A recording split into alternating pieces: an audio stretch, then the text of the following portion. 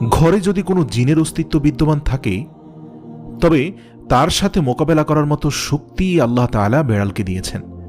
বেড়ালটি জিনের সাথে থাকা নেগেটিভ এনার্জিগুলোকেও শোষণ করে ফেলতে পারে।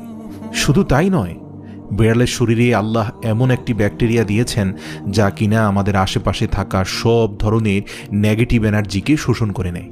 এছাড়াও বিজ্ঞানীরা বলছেন, আমরা যখন রাতে ঘুমাতে যাই তখন ঘরে পুষে রাখা বেড়াল সারা রাত ধরে আমাদের শরীর থেকে নেগেটিভ এনার্জি শোষণ করতে থাকে।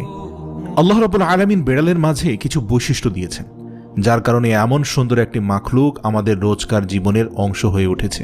রাসূল সাল্লাল্লাহু আলাইহি সাল্লাম বেড়াল পছন্দ করতেন এবং বেড়াল পালন করার কারণে তিনি তার এক প্রিয় সাহাবীর ছদ্মনাম দিয়েছেন আবু হুরায়রা, যার শাব্দিক অর্থ দাঁড়ায় বেড়ালের পিতা। কেন একজন মুসলিমের বেড়াল পালন করা উচিত?